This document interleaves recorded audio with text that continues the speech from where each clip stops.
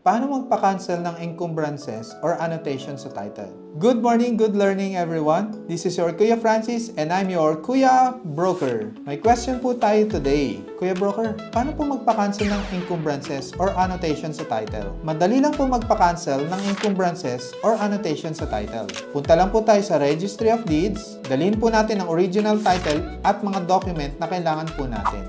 Ang question ko po, ano po ba naka-annotate sa title? Dapat aware po tayo dito bago po natin bilhin ang property.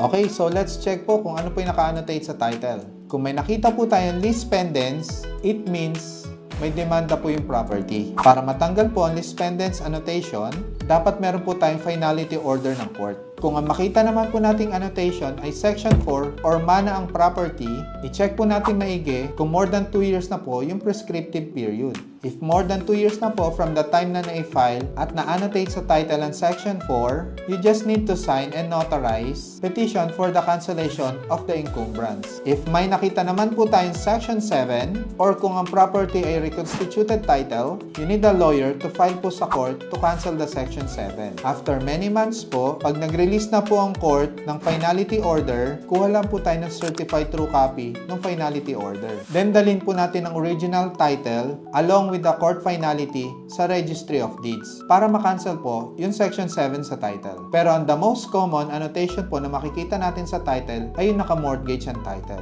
Pag naka-loan mortgage po ang title, we just need a release of mortgage from the bank or the financing institution. Dalhin lang po natin ito sa Registry of Deeds kasama pong original title. Then after few days, magre-release na po ng another page ang Registry of Deeds canceling the encumbrance or the annotation. So ganun lang po kadali yan, depende po talaga sa annotation or encumbrances. I hope nakatulong sa inyo ang video na to. Kung kayo po ay may katanungan, pakitype lang po sa comment section. Para safe po tayong lahat, please continue to watch our videos. Pasuyin na din po pa-like, follow, and share ang aming mga social media platform. Again, this is your Kuya Broker. God bless po sa ating lahat.